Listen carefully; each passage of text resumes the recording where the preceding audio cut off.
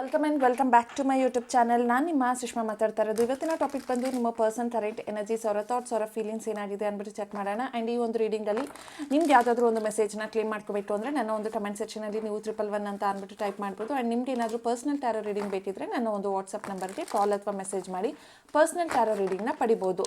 So first ನೋಡೋಣ, tea leaf ಪ್ರಕಾರ ನಿಮ್ಮ ಪರ್ಸನ್ ಯಾವಾಗ ಬರ್ತಾರೆ ಅಥವಾ ಏನು ಮೆಸೇಜ್ ಇದೆ ಅವ್ರ ಕಡೆಯಿಂದ ಅಂತ ಅಂದ್ಬಿಟ್ಟು.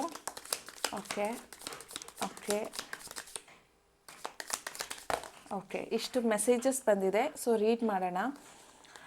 ಫಸ್ಟು ಥ್ರೋನ್ ಅಂತ ಬರ್ತಿದೆ, position of authority, trouble, accusations, journey either physical or mental.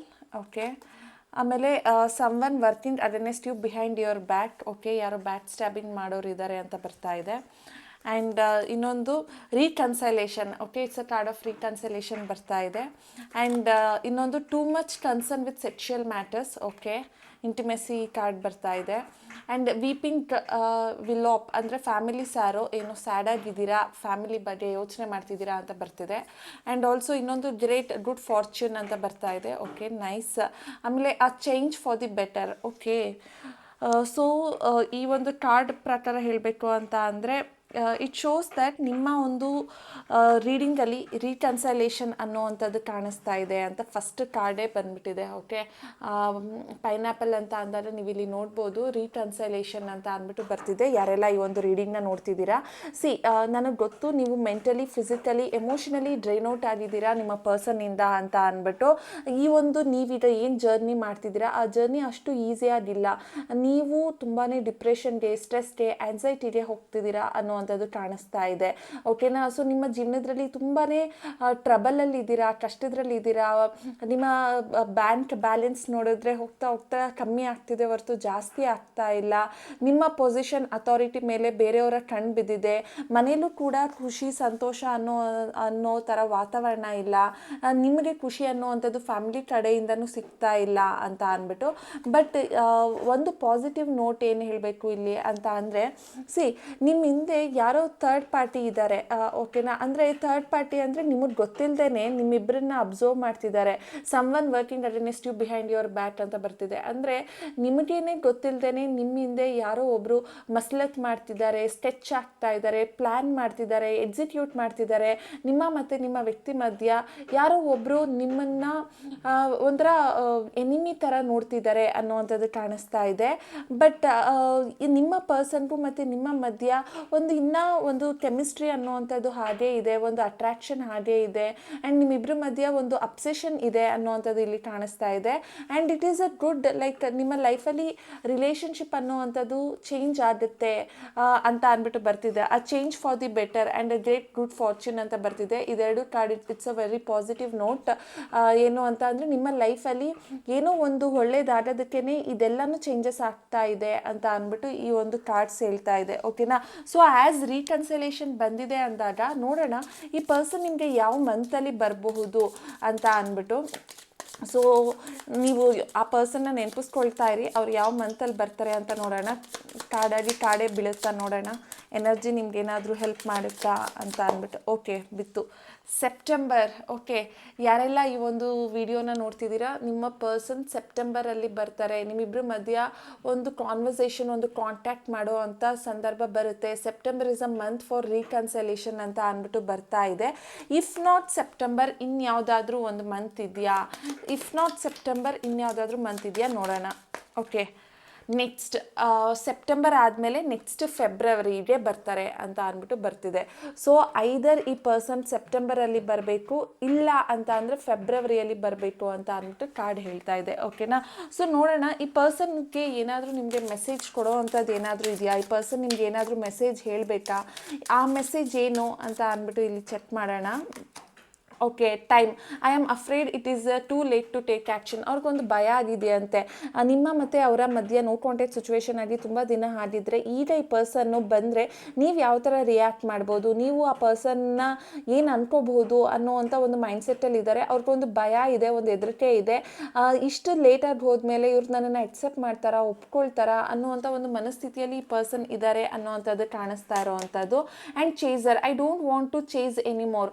Okay ಈ ಕಾರ್ಡ್ ಏನು ಹೇಳುತ್ತೆ ಅಂತ ಅಂದರೆ ಅವರು ಒಂದು ನೆಗೆಟಿವಲ್ಲಿ ಒಂದು ಥಾಟಿಂದ ನಿಮ್ಮ ಹಿಂದೆ ಬರೋದನ್ನು ಸ್ಟಾಪ್ ಮಾಡಿಬಿಡ್ತಾ ಇದ್ದಾರೆ. ಯಾಕೆ ಅಂತ ಅಂದರೆ ನೀವೇನಾದರೂ ಅಂದ್ಕೊಂಬಿಡ್ತೀರಾ, ಆ ಪರ್ಸನ್ ಬಗ್ಗೆ ನೀವು ತಪ್ಪು ತಿಳ್ಕೊಳ್ತೀರಾ, ನೀವು ಅವ್ರನ್ನ ಸೆಲ್ಫಿಶ್ ಅಥವಾ ಸೆಲ್ಫ್ ಅಬ್ಸೆಸ್ಡ್ ಅಥವಾ ಆ ಪರ್ಸನ್ ಏನಂತಾರೆ ಸ್ವಾರ್ಥಿ, ಈ ಥರ ನೀವೆಲ್ಲ ಅಂದ್ಕೊಂಬಿಡ್ತೀರಾ ಅಂದ್ಬಿಟ್ಟು ಅವ್ರು ನಿಮ್ಮ ಹಿಂದೆ ಬರೋದನ್ನೇ ಕಮ್ಮಿ ಮಾಡಿಬಿಟ್ಟಿದೆ ಅಂತ ಅಂದ್ಬಿಟ್ಟು ಹೇಳ್ತೀನಿ. ಆ್ಯಂಡ್ ನೀವೇನಾದರೂ ಬಟರ್ಫ್ಲೈಸ್ನ ತುಂಬ ನೋಡ್ತಾ ಇದ್ದರೆ, ಯಾಕೆಂದರೆ ಎರಡೆರಡು ಬಟರ್ಫ್ಲೈ ಥರ ಇರೋ ಇಮೇಜ್ ಬಂದಿದೆ ಅಂದರೆ ನೀವೇನಾದರೂ ರೀಸೆಂಟಾಗಿ ತುಂಬ ಬಟರ್ಫ್ಲೈಸ್ನ ನೋಡ್ತಾ ಇದ್ದರೆ ಅಥವಾ ನಿಮ್ಗೆ ಏನಾದರೂ ಬಟರ್ಫ್ಲೈಸ್ ಎಲ್ಲಾದರೂ ಕಾಣಿಸ್ತಿದ್ರೆ ಅಥವಾ ಮುಂದೆ ಕಾಣಿಸಿದ್ರೆ ನಿಮ್ಗೊಂದು ಕನ್ಫರ್ಮೇಷನ್ ಇರಲಿ, ಈ ರೀಡಿಂಗಿಗೂ ನೀವು ನೋಡ್ತಿರೋ ಬಟರ್ಫ್ಲೈಗೂ ರೆಸೊನೇಟ್ ಆಗ್ತಾ ಇದೆ ಅಥವಾ ನಿಮ್ಮ ಲೈಫಲ್ಲಿ ಅದು ಆಗ್ತಾ ಇದೆ ಅನ್ನೋದು ನೆನಪಿಸ್ಕೊಳ್ಳಿ. ಓಕೆನಾ? ಸೊ ಈ ಪರ್ಸನ್ನು ನಿಮ್ಮನ್ನು ಚೇಸ್ ಮಾಡೋದಕ್ಕೆ ಬರ್ತಾ ಇಲ್ಲ ಬಿಕಾಸ್ ಅವ್ರಿಗೆ ನಿಮ್ಮ ಮೇಲೆ ಒಂದು ಭಯ ಇದೆ. ನೀವು ಅವ್ರನ್ನ ತಪ್ಪಾಗಿ ತಿಳ್ಕೊಂಡ್ಬಿಡ್ತೀರಾ, ಅವ್ರನ್ನ ನೀವು ನೆಗೆಟಿವ್ ಆಗಿ ತಿಳ್ಕೊಳ್ತೀರಾ. ದುಡ್ಡು ಬರ್ತಿದ್ದಾರೆ, ಇಲ್ಲ ಅಂತ ಅಂದರೆ ನನ್ನಿಂದ ಏನೋ ಅವರು ಯೂಸ್ ಮಾಡ್ಕೊಳ್ಳೋದಕ್ಕೆ ಬರ್ತಿದ್ದಾರೆ, ನನ್ನನ್ನು ಅವರು ಮಿಸ್ಯೂಸ್ ಮಾಡ್ಕೊಳ್ಳೋಕ್ಕೆ ಬರ್ತಿದ್ದಾರೆ ಅಂತ ಅಂದ್ಬಿಟ್ಟು ನೀವು ಅಂದ್ಕೊಂಡ್ಬಿಡ್ತೀರಾ ಅಂದ್ಬಿಟ್ಟು ಆ ಪರ್ಸನ್ನು ಬರ್ದೇನೆ ಅಲ್ಲೇ ಇದ್ದಾರೆ ಅನ್ನೋವಂಥದ್ದು ಇಲ್ಲಿ ಕಾಣಿಸ್ತಾ ಇರೋವಂಥದ್ದು ಆ ಮೆಸೇಜು. ಓಕೆ, ಸೊ ಇನ್ನೊಂದು ಕಾರ್ಡ್. ಓಕೆ, ಒಂದು ಡಿಟ್ಯಾಚ್ಮೆಂಟ್ ಆ್ಯಂಡ್ ಸ್ಪೇಸ್. ಓಕೆ, ಈ ಕಾರ್ಡಲ್ಲಿ ಏನು ಬರ್ತಿದೆ ಅಂತ ಅಂದರೆ ನಿಮ್ಮ ಮತ್ತು ಅವರ ಮಧ್ಯ ಒಂದು ಕ್ಲಿಯರ್ ಕಮ್ಯುನಿಕೇಷನ್ ಇಲ್ಲ. ಓಕೆನಾ? ಈ ಒಂದು ಅವ್ರಿಗೂ ಅವ್ರದ್ದೇ ಆದಂಥ ಒಂದು ಸ್ಪೇಸ್ ಅಲ್ಲಿ ಅವರಿದ್ದಾರೆ, ನಿಮ್ಮದೇ ಆದಂಥ ನಿಮ್ಮ ಸ್ಪೇಸಲ್ಲಿ ನೀವಿದ್ದೀರಾ. ನಿಮ್ಮಿಬ್ಬರ ಮಧ್ಯೆ ಒಂದು ಡಿಟ್ಯಾಚ್ಮೆಂಟ್ ಅನ್ನೋವಂಥದ್ದು ಕಾಣಿಸ್ತಾ ಇದೆ. ಅಂದರೆ ಅವರು ನಿಮ್ಮಿಂದ ಹೀಲ್ ಆಗೋದಕ್ಕೆ ಅವರು ಟೈಮ್ ತೊಗೊಳ್ತಿದ್ದಾರೆ, ನಿಮ್ಮಿಂದ ಓವರ್ಕಮ್ ಮಾಡೋದಕ್ಕೆ ಅವ್ರು ಟೈಮ್ ತೊಗೊಳ್ತಿದ್ದಾರೆ ಅನ್ನೋವಂಥದ್ದು ಕಾಣಿಸ್ತಾ ಇರೋವಂಥದ್ದು. ಅವ್ರಿಗೆ ಇನ್ನೂ ಟೈಮ್ ಬೇಕಾಗಿದೆ. ಈ ಒಂದು ಟೈಮಲ್ಲಿ ಮತ್ತೆ ಬಂದರೆ ನೀವು ಅವ್ರನ್ನ ತಪ್ಪಾಗಿ ತಿಳ್ಕೊಂಬಿಡ್ತೀರಾ ಅಂದ್ಬಿಟ್ಟು ಅವ್ರು ಇನ್ನೂ ಟೈಮ್ ಅನ್ನೋವಂಥದ್ದನ್ನು ತೊಗೊಳ್ತಿದ್ದಾರೆ ಅಂತ ಅಂದ್ಬಿಟ್ಟು ಕಾಣಿಸ್ತಿದೆ. ಸೊ ನೋಡೋಣ ಟ್ಯಾರೋ ಏನು ಹೇಳಬೇಕು ನಿಮಗೆ ಅಂತ ಅಂದ್ಬಿಟ್ಟು. Any message? Oh my god, it's a reconciliation card. ಓಕೆನಾ? ಈ ಪರ್ಸನ್ ನಿಮ್ಮದೇ ಮೆಮೊರೀಸಲ್ಲಿ ಇದ್ದಾರೆ, ನಿಮ್ಮ ಫೋಟೋಸ್ನ ನೋಡ್ತಿದ್ದಾರೆ, ನಿಮ್ಮ ಹತ್ರ ಅವ್ರ ಫೋಟೋ ಅಲ್ಲಿ ಮಾತಾಡ್ತಾ ಇದ್ದಾರೆ ಅಥವಾ ನೀವೇನಾದರೂ ಮೆಸೇಜಸ್ ಮಾಡಿದರೆ ಆ ಮೆಸೇಜಸ್ನೆಲ್ಲ ಸ್ಕ್ರಾಲ್ ಮಾಡ್ತಿದ್ದಾರೆ, ನಿಮ್ಮ ಬಗ್ಗೆ ಆ ಪರ್ಸನ್ ಯೋಚನೆ ಮಾಡ್ತಿದ್ದಾರೆ ಅನ್ನೋವಂಥದ್ದು ಕಾಣಿಸ್ತಾ ಇದೆ. ಫೀಲಿಂಗ್ಸ್ ಇದೆ, ಬಟ್ ವಾಪಸ್ ಬಂದರೆ ಎಲ್ಲಿ ತಪ್ಪು ತಿಳ್ಕೊಂಬಿಡ್ತೀರಾ ಅನ್ನೋ ಒಂದು ಮೈಂಡ್ಸೆಟ್ಟಲ್ಲಿ ಇದ್ದಾರೆ. ಓಕೆನಾ? ಸೊ ನಿಮ್ಮ ಜೀವನದಲ್ಲಿ ಅನ್ಎಕ್ಸ್ಪೆಕ್ಟ್ ಆಗಿ ಈ ಪರ್ಸನ್ನು ಮತ್ತೆ ನಿಮ್ಮ ಲೈಫ್ಗೆ ಬರೋವಂತಹ ಚಾನ್ಸಸ್ ಇದೆ. ಅನ್ಎಕ್ಸ್ಪೆಕ್ಟೆಡ್ ಆಗಿ ಸಡನ್ ಆಗಿ ಈ ಪರ್ಸನ್ನು ಮತ್ತೆ ಎಂಟರ್ ಕೊಡೋ ಅಂಥ ಚಾನ್ಸಸ್ ಇದೆ. Okay, knight of sword again. So it's a confirmation, like ಈ ಪರ್ಸನ್ನು ನಿಮ್ಮ ಲೈಫಲ್ಲಿ ಮತ್ತೆ ಎಷ್ಟೇ ದೂರ ಆಗಿರಲಿ, ಏನೇ ಆಗಿರಲಿ, ಈ ಪರ್ಸನ್ ಮತ್ತೆ ನಿಮ್ಮ ಲೈಫಲ್ಲಿ ಬರ್ತಾರೆ ಅನ್ನೋವಂಥದ್ದು ಕಾಣಿಸ್ತಾ ಇದೆ. ಈ ಒಂದು ರಾಶಿ ಬಂದು ಮಕರ ರಾಶಿ, ವೃಷಭ ರಾಶಿ, ಕುಂಭ ರಾಶಿ, ಮಿಥುನ ರಾಶಿ, ತುಲಾ ರಾಶಿ ಆಗಿರುತ್ತೆ.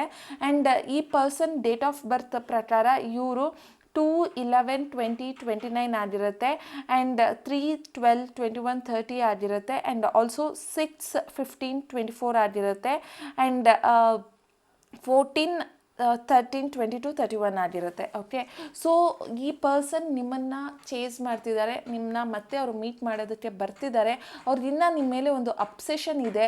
ನಿಮ್ಮ ಮತ್ತು ಅವರ ಮಧ್ಯ ಒಂದು ಬ್ರೇಕಪ್ ಅಥವಾ ಒಂದು ಅನ್ಎಕ್ಸ್ಪೆಕ್ಟೆಡ್ ಆಗಿ ನೀವಿಬ್ಬರು ದೂರ ಆಗಿದ್ರೆ ಈ ಪರ್ಸನ್ ಮತ್ತೆ ನಿಮ್ಮನ್ನು ರೀಕನ್ಸಲೇಷನ್ ಆಗೋದಕ್ಕೆ ಟ್ರೈ ಮಾಡ್ತಾರೆ, ಮತ್ತೆ ನಿಮ್ಮನ್ನು ಕಾಂಟ್ಯಾಕ್ಟ್ ಮಾಡೋದಕ್ಕೆ ಟ್ರೈ ಮಾಡ್ತಿದ್ದಾರೆ. ನೀವೆಷ್ಟೇ ಕಷ್ಟದಲ್ಲಿರಿ, ನಿಮ್ಮ ಲೈಫಲ್ಲಿ ಒಂದು ಚೇಂಜಸ್ ಅನ್ನೋವಂಥದ್ದು ಬರ್ತಿದೆ. ಆ ಒಂದು ಚೇಂಜಸ್ ನಿಮ್ಮ ಬೆಟರ್ಮೆಂಟ್ಗೆ ಬರ್ತಿದೆ ಅನ್ನೋವಂಥದ್ದು ಇಲ್ಲಿ ಕಾಣಿಸ್ತಾ ಇದೆ. ಇದಾಗಿತ್ತು ಇವತ್ತಿನ ರೀಡಿಂಗ್. ನಿಮ್ಗೆ ಏನಾದರೂ ಈ ರೀಡಿಂಗ್ ಇಷ್ಟ ಆಗಿದ್ರೆ ನನ್ನ ಒಂದು ಕಮೆಂಟ್ ಸೆಕ್ಷನಲ್ಲಿ ತಿಳಿಸಿ. Thank you.